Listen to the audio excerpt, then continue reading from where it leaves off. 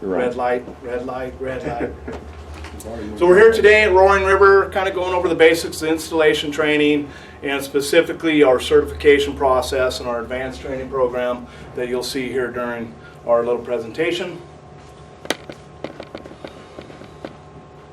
The camera just messed with me. Look in the eyes. Light. I did a deal with Steve Thomas. Anybody know who Steve Thomas is? He was the original host for This Old House. And they kept quit looking at the camera. So Steph's got over that. But so the advanced training is really about engaging our end user and a way to get the lumberyard and distribution a reason to gather these people, give them a reason to use that lumberyard, use that distribution. We're actually bringing them value with doing it once, doing it right, that kind of thing. It is self-serving. It helps us down the road. You're going to get much less calls if it's installed correctly. If you get anything out of this presentation today, it's that we don't approve or disapprove of assembly. We leave that up to local inspectors and building designers. Any question you get about installation, you're going to just give them a 1668 report. It's the third-party testing that we've done for all of our products, and that is the expert. That's the guide. We can't tell if it'll work or not. We give them the values, profile, nail, depending where they're at, it might work or it might not work. Everything's different wherever you go. So today we've got the agenda for the advanced training program. We do a 2-hour PowerPoint. I can do it in a little bit less with the test at the end. If they pass the test, they're put on a list of certified installers. That means that they've been to a training and passed the test. It doesn't mean that the work they're going to do is going to be warranted. Even if they did everything in this book correctly, I couldn't say the warranties aren't, because it doesn't work that way. It is a cause and effect warranty. We don't make preemptive or early judgment. There's no way we can tell how it's going to hold up in any given environment. What we can say is that for the warranty, it says you need to follow this instruction book here, and it needs to meet local building code. And even doing all that, we still can't give you a letter saying, yeah, your warranty's good. It's a cause and effect thing. So you're going to get a lot of people asking you every day, come take a look at my job. Is a warranty. We can't do that. We can say, you probably shouldn't have buried that in concrete. Your clearances are not 1 to 2 inches. That kind of thing, we can point out deviations in here. But at no point can we say, yeah, your warranty's good, or to that point, your warranty's bad. We don't make that judgment. The agenda, who is Allura? What do they do? Most importantly, safety. For our well-being, their well-being. How to go about siding a house with wall preparation, the flashing that you would need to do that to weatherproof. We don't warrant weatherproofing.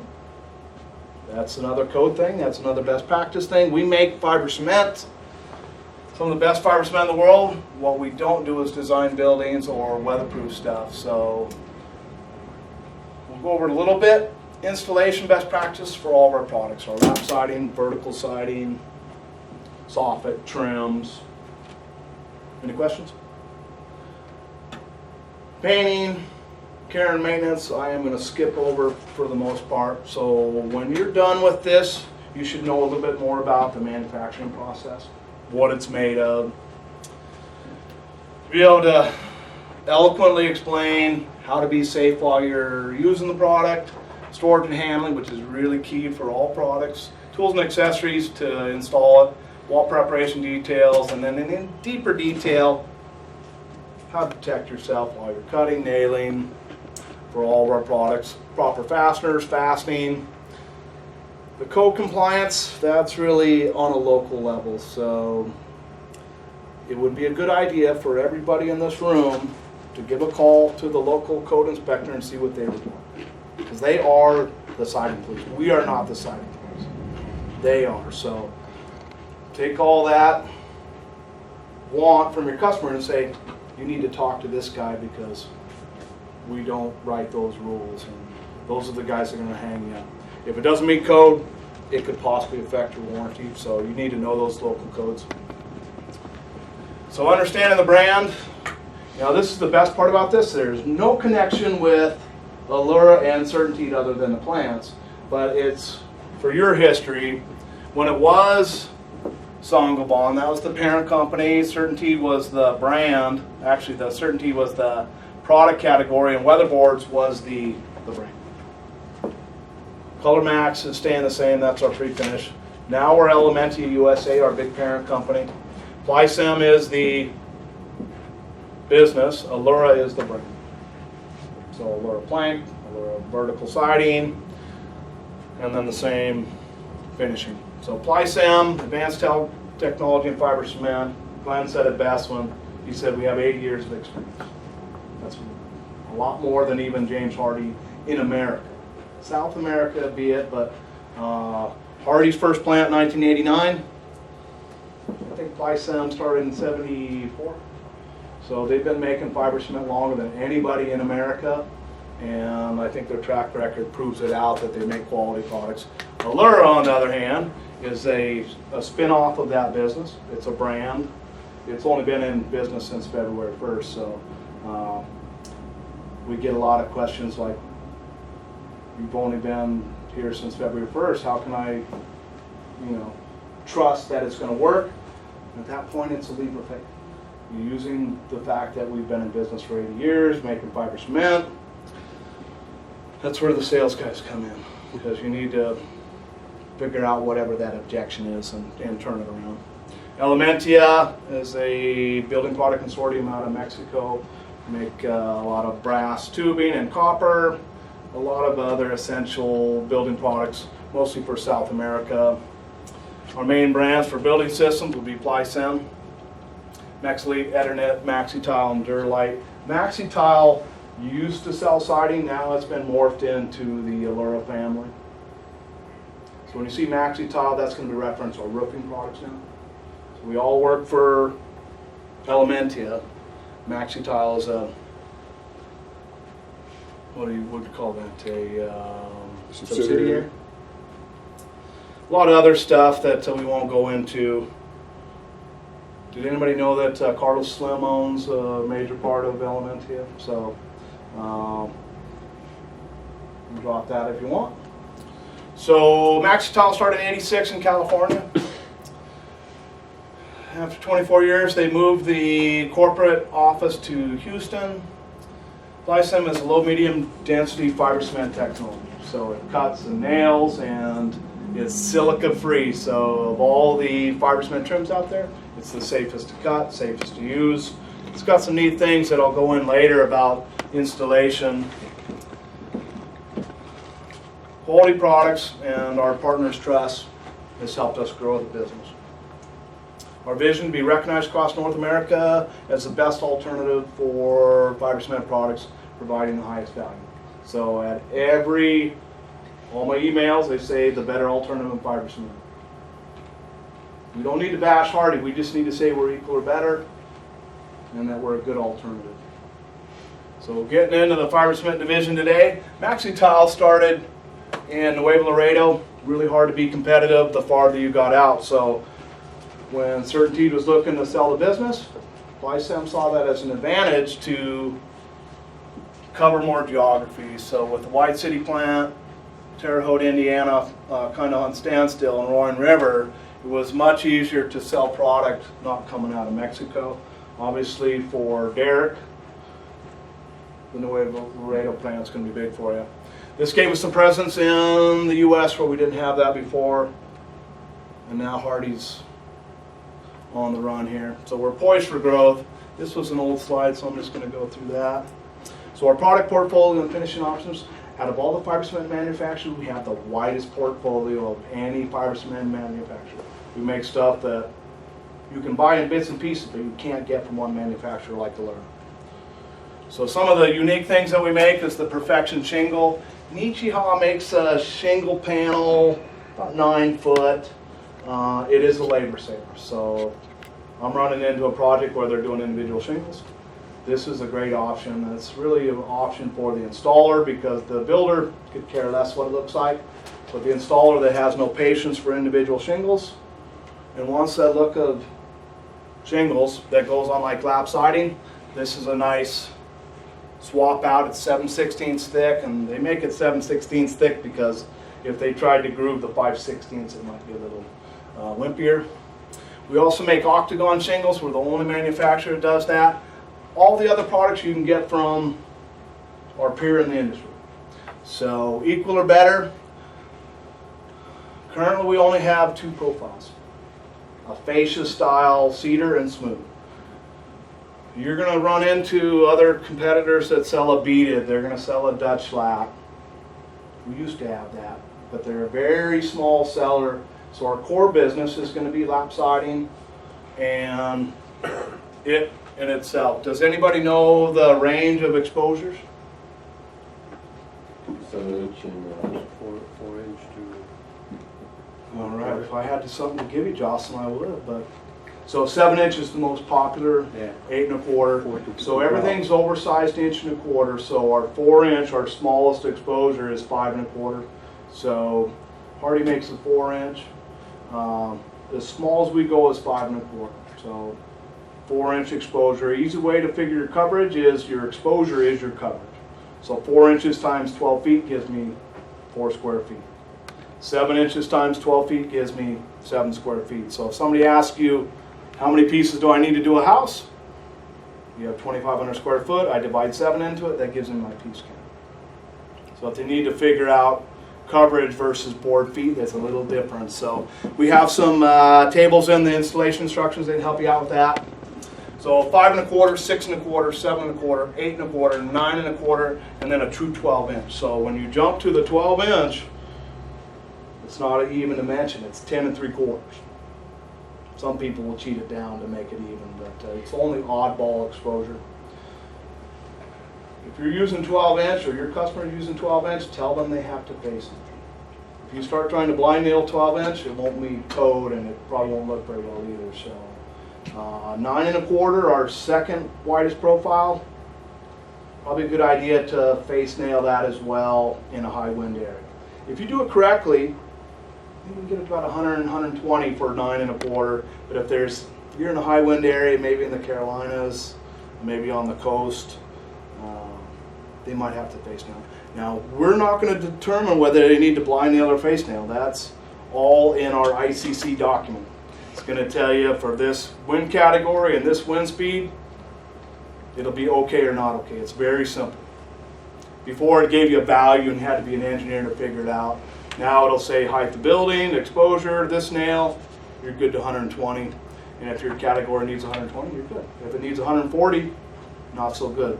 They need to figure that out on their own. You can point them to that direction, but we don't design buildings. We rely on that third-party testing, the QAI.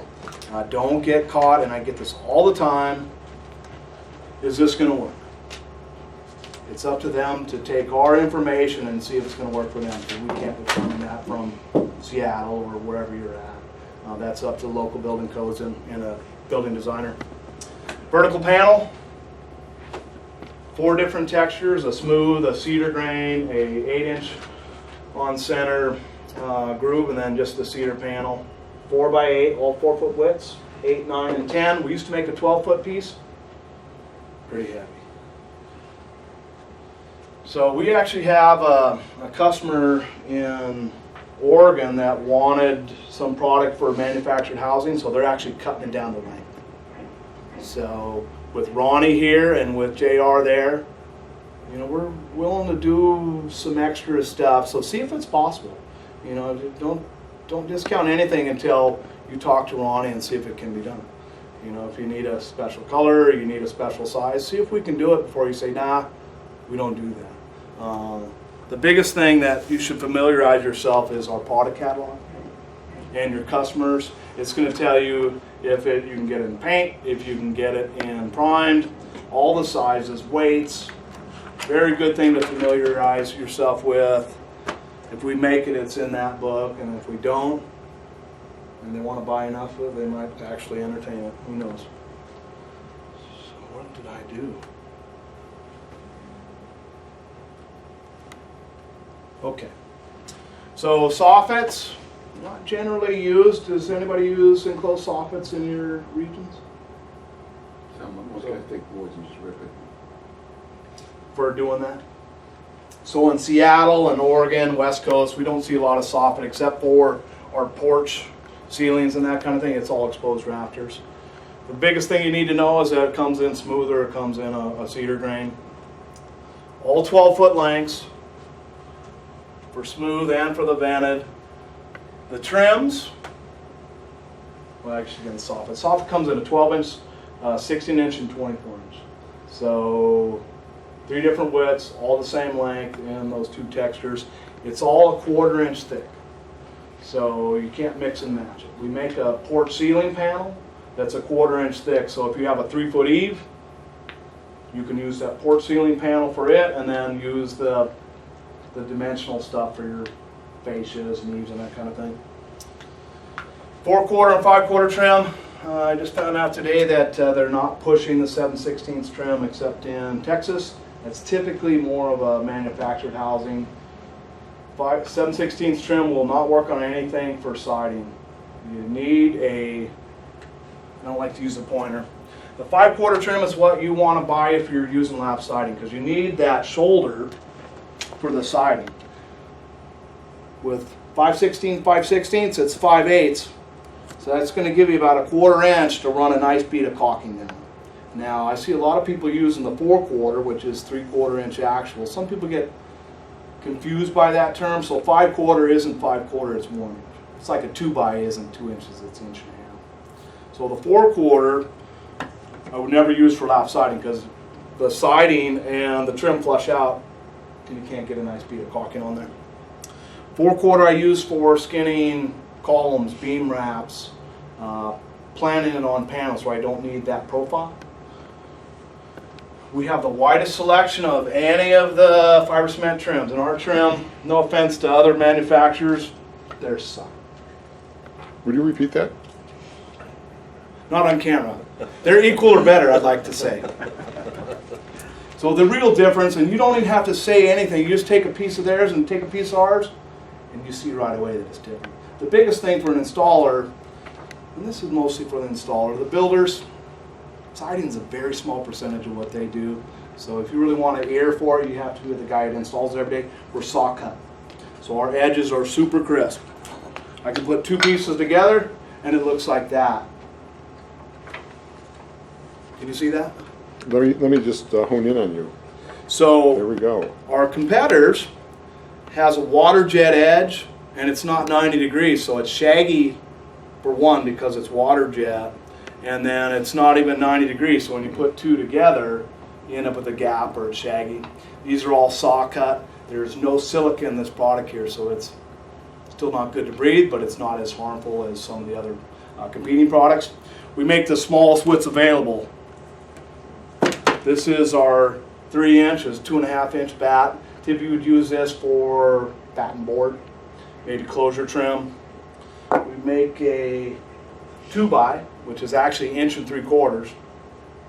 And this works well for your closure trim up against your bird blocks. No other manufacturer makes trim this small in fiber cement, so that's our key selling point, other than the fact that it is non-reversible. So the key for every one of you guys is to get product on the floor.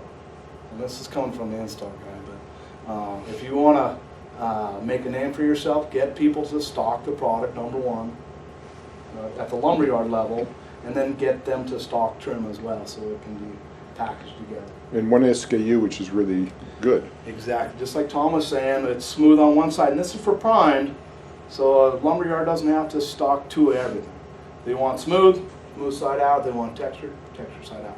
If they're going to be pre-finishing it, you're going to have to pick the right SKU number because it gets finished smooth or it gets finished on the rough. These install with a finish gun or a nail, and a little hard on router blades and bits, but easier than most of the other products because it doesn't have that silica in it.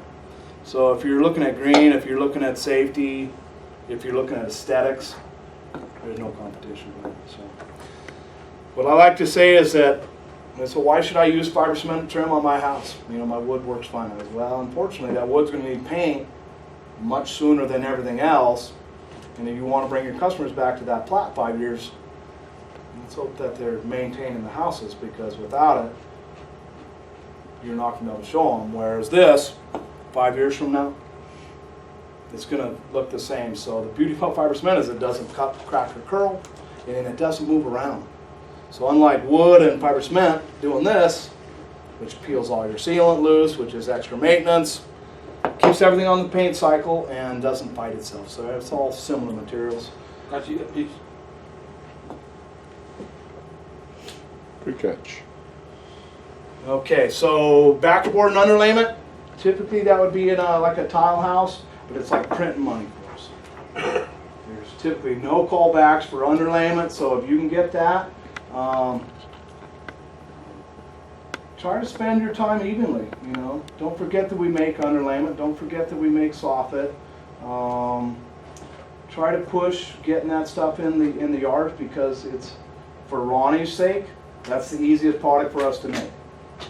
It's not a real aesthetic thing. It gets covered with tile, so it's much easier for us to manufacture. So don't lose sight of selling backerboard, because it is a real money maker for the company. So we went over this yesterday, I believe, the pre-finishing part of it.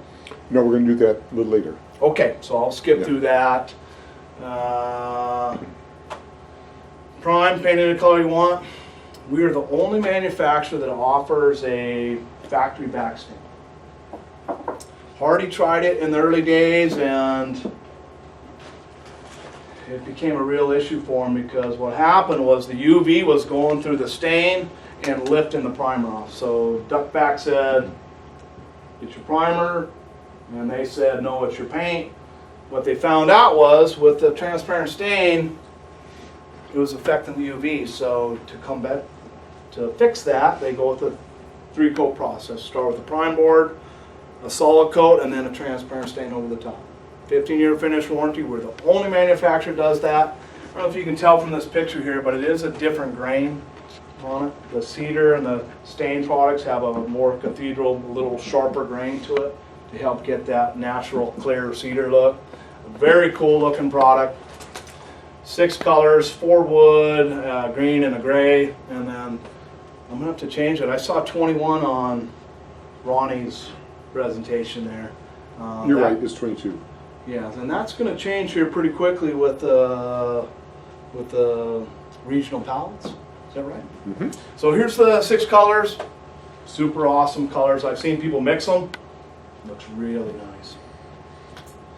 The beauty about the stain and the Color Max, the stain is a little more forgiving. So if you're going to sell a Color Max job, a pre-painted job, I'm going to just do this real quick.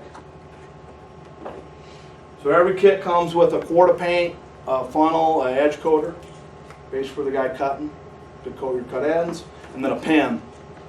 They need to know that they're better off throwing those away versus misusing. If they think that this is a perfect color match and I'm going to coat my nails with this, you probably end up repainting it, because it's just same. It's a different sheen difference, so you really see it. So if you do it correctly, protect the material, don't scratch it up, don't be real ham-fisted with your touch-up. Pre-painted works just fine. If you just do the nick or scratch, it's a good system. If you hope to fix mistakes with this, you're probably better off just repaint it. So when you get to the pre-finished job, or you have a project like that, let me talk to the installer, get them through some of the pitfalls. I'm here as a resource for all you guys. I'm the dumb carpenter. You guys are the salespeople. So, you know, hand them off to me, or talk to me first so you can be the hero. But you know, at the end of the day, anything that you can push my way is going to give you guys more time to get more business. So don't feel like you know, that's what they pay me for. So let me handle some of those calls. Let me handle some of the legwork after you've converted them. Once you've converted them and they're happy with it, then we can work with their installer and make sure that when they're all said and done, that they continue to use it. With the pre-finished, you can't run fiber cement everywhere, so it's pretty common to use a color match trim coil. Alsco, very well known company, matches all of our products other than the stain. Paint for the trims, Sherwin-Williams has some color match stuff. We are PPG, so I need to take that slide out of there. Maze nails, if you're doing any kind of trims or doing any kind of panel where you have a lot of face nails, it makes sense to use a pre-painted nail. Those are pre-matched, including the stain as well. Not a bad idea. A lot of people just take a coil nail and dip it in the paint. But if you want to buy a pre-painted nail, Maze Nails makes those. Here's our 3 currently matched up manufacturers, GSL, Quad, and Type Bond. Quad has the stain, Type Bond has the stained. Actually, Type Bond is the only one that doesn't do the stain. I like the Type Bond just because it has plastic cartridges. We don't dictate what they want to use. And if they ask you what they want to use, don't just give them 1, give them 3, give them a bunch of choices. That's an accessory we don't want to be tied to as far as you told me to use Quad and now it's faded. Well, you know, Quad's got a new product out, the Quad Max. The Quad Max, yeah. Have you used it at all or seen it? I've seen it. So basically the difference between the Max now is most of these sealants here have to have a minimum class 25, and that means it'll shrink or expand up to a 1/4 inch or a quarter of its size, where the new Max is class 50, so it'll stretch and shrink 50% of its original size. So it'll stretch more. It's you're going to spend any money on a project, spend it on your sealant, because you don't want to go cheap on that, especially with color match. The color match caulking won't stay the same color for very long. So whatever you do, never have them caulk the joints on a pre-painted job because it'll fade really bad. And we don't even show caulking at the field joint. So if they go in the butt joint section or installation instruction, it'll say nothing about caulk. It shows a piece of backflash and then a joint cover. To see that you have to caulk all the trims, you have to go back to the finishing section and painting on the back of the book. So don't let them caulk the joints. This screw here is a manufacturer that we had partnered up with to do a reduced fastener panel. So a lot of people, when they're doing a commercial panel, they don't want to see any screws on there. Unfortunately, you have to attach it with something. For the most time, panel's going to be a nail every 6 inches on the edge and 12 inches in the field. If you use a screw, you can go with less than that. And at that point, we still won't approve or disapprove of it. We give them the information. The screws, this SFS pattern and vertical panel is in our ICC report.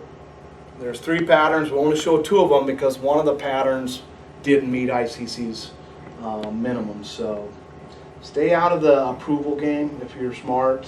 Point them in the right direction. Try to be helpful, but we're never going to say yes, that it's warranted, or yes, that'll work. We're going to say, hey, here's the information. Use it for what it's worth here. Okay, let's let me stop here and we'll start the second section. Okay. This is brilliant. This is very good. I saw the color butter, and then I see in here it's marigold. Have we changed some of the color names? Yes. Yeah, The the color butter is names. marigold. There's a couple color names which it didn't come through the old certainty colors are no different. So these are the colors here. They're the same color, but we've. That's all. Right. Yeah. I put another battery. So any questions so far? When you're button, I mean, I'm in the color plus market, so if I don't have color, then you obviously don't caulk joints. But